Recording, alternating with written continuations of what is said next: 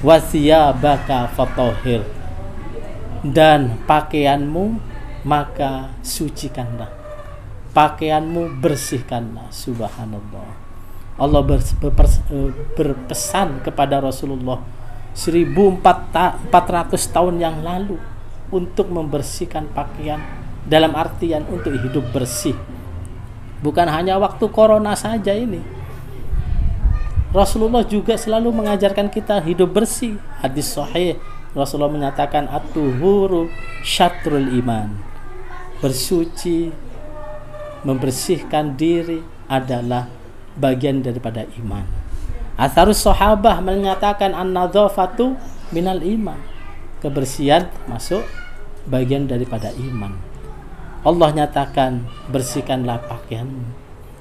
Dalam berbagai tafsir juga disinggung, bukan hanya pakaian yang harus dibersihkan, tapi juga badan kita harus bersih. Tempat tinggal kita juga harus bersih. Tempat ibadah kita juga harus bersih. Semuanya harus bersih. Karena dengan bersih itulah kita menjadi sehat. Badan kita menjadi sehat walafiat karena kita hidup bersih. Bahkan Imam Ghazali mengatakan bukan hanya pakaian, badan, dan tempat tinggal, tempat ibadah, tapi juga otak kita, pikiran kita juga harus bersih. Hati kita juga harus bersih. Subhanallah. Innallah yuhibbut tawwabin wa yuhibbul mutatahhirin. Allah itu cinta kepada orang yang bertobat dan orang-orang yang mensucikan dirinya, yang selalu hidup bersih. Subhanallah. Bersih lahir, bersih batin. Subhanallah. Ini ajaran Islam yang begitu luar biasa. Al-Islamu ya'lu wa la yu'la alaih. Islam itu ajarannya sangat tinggi dan tidak ada yang lebih tinggi dari ajaran Islam. Hidup bersih. Minimal kita wudhu 5 kali dalam sehari dengan sholat 5 waktu itu. Kita ada cuci tangan. Sebelum wudhu cuci tangan. Masya Allah. Ajaran Rasulullah dari dulu cuci tangan. Bahkan di hadis yang lain Rasulullah juga sebelum makan cuci tangan. Sesudah makan Rasulullah cuci tangan. Kalau dihitung-hitung itu sudah 7 kali dengan sholatnya. Belum lagi ketika Rasulullah menganjurkan kalau kita bangun tidur, gak boleh langsung kita ceburkan tangan kita ke kolam atau ke bejana untuk wudhu. Dianjurkan untuk cuci tangan dulu. Idza staiqadha, dalam hadisnya idza staiqadha ahadukum min naumihi, jika seseorang itu bangun dari tidurnya, fala yaghmis, jangan sampai ia mencelupkan yadahu fil ina, tangannya di bejana, di suatu kolam, di suatu ember yang untuk wudhu, hatta yaghsilaha salasan, sehingga ia mencuci tangannya dulu 3 kali. Mengapa? Fa innahu la yadri aina batat yadahu. Karena seseorang itu tidak tahu tangannya itu semalaman ada di mana. Kan gitu. Kesana kemari tangan itu, kalau kita tidur kita nggak sadar. Kalau santri kadang korengan, kadang gatel, semuanya digaruk, yang depan, yang belakang. Hanya tangan ini jadi kotor. Betul? Rasulullah subhanallah, hadis sahih, Sahih Bukhari, Sahih Muslim, fa innahu la yadri aina batat yadahu. Karena dia tidak tahu semalaman itu tangannya ada di mana gitu. Jadi harus dicuci. Masya Allah, cuci tangan, bayangkan itu. Bangun tidur disuruh cuci tangan oleh Rasulullah. Mau makan, setelah makan cuci tangan. Mau sholat wudhu cuci tangan. Sudah berapa kali kita cuci tangan dalam sehari? Kita hitung-hitung bisa 12 kali itu. Dalam sehari cuci tangan. Ajaran Islam luar biasa. Dari dulu sudah kita disuruh cuci tangan oleh Rasulullah Sallallahu Alaihi Wasallam. Hidup bersih. Bukan hanya pakaian yang kita bersihkan, semuanya. Kalau cuma pakaian, ulama menyatakan laisal jamalu bi athwabin tuzayyinuna, innal jamala jamalul ilmi wal adab.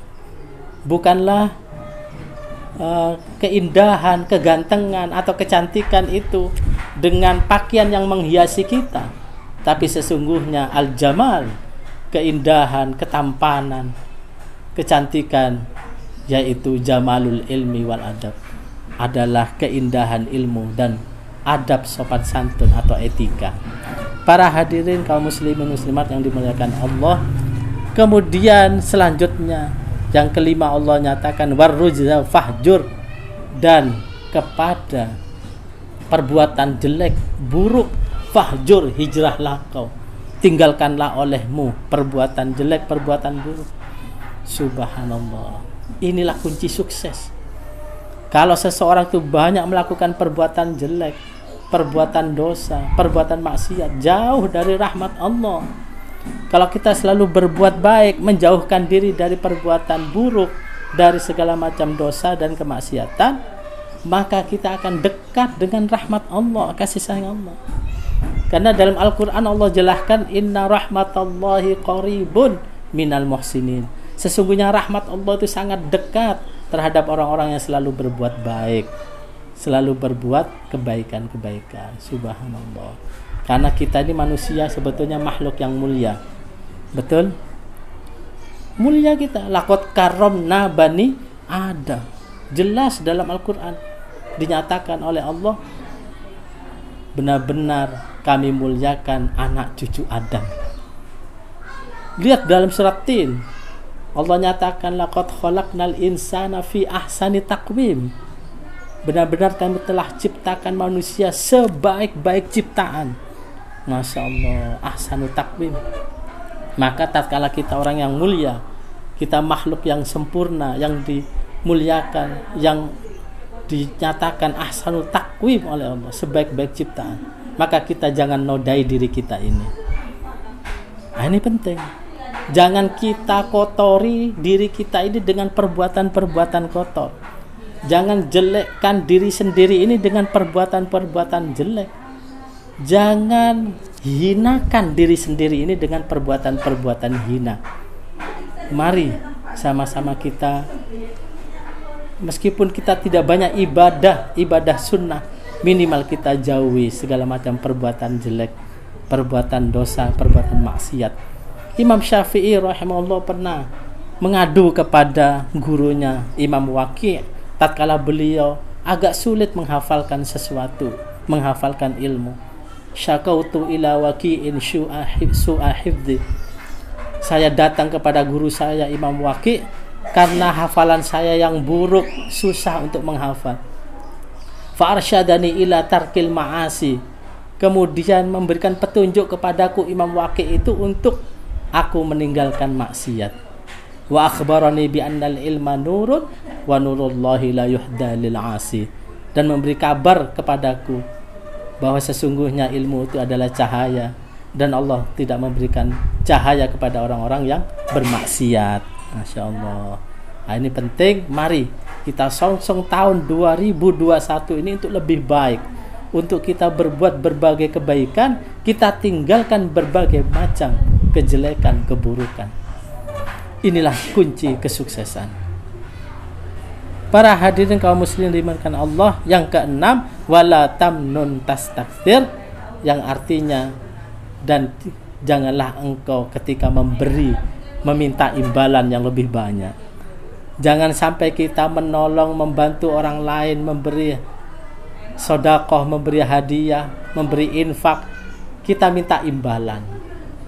Jangan kita pamrih. Jangan. Ikhlaslah dalam berbuat. Ini kuncinya. Perbuatan apa yang kita lakukan harus ikhlas lillahi ta'ala. Hanya mengharap pahala atau ridha Allah subhanahu wa ta'ala. Baik itu amal yang disebut hablum minallah maupun amal yang disebut hablum minan nas. Ini penting. Karena semakin kita ikhlas, semakin tinggi nilainya atau pahalanya di sisi Allah Subhanahu wa taala. Kalau enggak ikhlas, maka boleh jadi amal kita ini nol nilainya di sisi Allah. Oleh karena keikhlasan ini sampai Imam Syafi'i rahimahullah menyatakan an-nasu kulluhum mauta illa al-alimun wal alimuna naimuna illa al-amilun wal amiluna wal amiluna mughtarruna illa al-mukhlisun. Manusia ini hakikatnya adalah orang yang sudah mati, mayit, gak banyak manfaat apa-apa. untuk dirinya apalagi untuk orang lain, illal alimun, kecuali orang alim, orang yang berilmu, orang yang berpengetahuan. Orang yang berilmu ini hakikatnya tertidur, kata Imam Syafi'i, karena gak banyak manfaat apalagi untuk orang lain. Illal amilun, kecuali orang yang berbuat berdasarkan ilmunya. Wal amilun, dan orang yang berbuat ini hakikatnya muktarun, tertipu. Illal mukhlisun, kecuali ikhlas dalam berbuat, baik itu hablum minallah maupun hablum minnas. Inilah kunci sukses. Oleh karenanya ulama-ulama kita dulu sering menasihati, di antaranya adalah jangan engkau minta dihormati, tapi hormatilah orang lain. Jangan engkau minta dihargai, tapi hargailah orang lain. Jangan engkau minta jasa, tapi berjasalah. Ini penting. Inilah keikhlasan tingkat tinggi, di mana kita mendapatkan rahmat dan ridho serta inayah dari Allah Subhanahu wa taala. Terakhir, untuk kunci sukses atau kiat sukses baik fid dunya wal akhirah adalah wali rabbika fasbir, dan kepada Tuhanmu maka bersabarlah. Untuk mendapatkan ridho Allah, untuk mendapatkan derajat tinggi di sisi Allah adalah sabar. Apapun yang kita hadapi harus diiringi dengan kesabaran. Para santri menuntut ilmu harus sabar. Orang yang bekerja apalagi di masa pandemi ini, dengan dagangannya, dengan bisnisnya, harus sabar. Kuncinya harus sabar. Karena semua yang ada di dunia ini ada ujian dari Allah. Ujian. Alladzi khalaqal mauta wal hayata liyabluwakum ayyukum ahsanu amala. Dalam surat Al-Mulk, insyaallah ayat kedua, Allah nyatakan, dialah Allah yang telah menciptakan kehidupan dan menciptakan kematian. Liyabluwakum, untuk menguji kalian semua, ayyukum ahsanu amala. Ayyuhum ahsanu amala, siapakah dari mereka yang terbaik perbuatannya tatkala mendapatkan ujian. Tidak lain adalah dengan sabar dan ketabahan. Sabar ini penting, karena Allah akan selalu menguji hambanya, termasuk yang beriman, yang bertakwa. Dalam hadis Rasulullah SAW bersabda, idza habballahu 'abdan ibtalahu. Apabila Allah menyenangi, cinta kepada hambanya yang baik, yang sudah beriman dan bertakwa, ibtalahu, Allah akan memberikan bala kepadanya. Allah akan memberikan musibah, ujian kepadanya. Untuk apa? Agar Allah mengetahui apakah hambanya yang sudah baik ini termasuk orang yang sabar atau tidak. Kalau dia sabar, Masya Allah, innallaha ma'as sabirin, sesungguhnya Allah selalu bersama, selalu menyertai, selalu merahmati orang-orang yang sabar. Bahkan dalam ayat yang lain, surat Az-Zumar ayat 10, Allah berfirman, innama yuwaffas sabiruna ajrohum bighairi hisab. Sesungguhnya dicukupkan kehidupan orang yang sabar dan pahala mereka tanpa batas. Subhanallah. Inilah kunci sukses semuanya.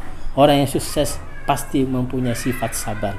Oleh karenanya mari dengan kiat-kiat sukses dalam perspektif Al-Quran ini, di mana dituangkan oleh Allah dalam surat Al-Mudaththir ayat 1 sampai ayat 7 ini, menjadi modal bagi kita untuk menuju sukses, baik itu sukses di dunia maupun sukses fil akhirah, insyaallah.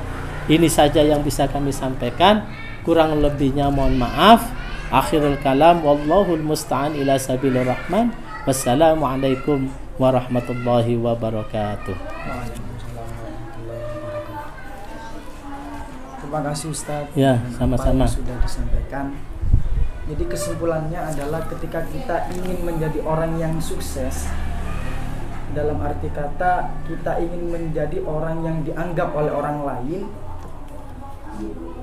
maka lakukanlah ayat 1-7 yang sudah tertera dan dinaskan di dalam Al-Quran surat Al-Mudaththir, yang mana di sana ada 7 kiat-kiat yang tersembunyi.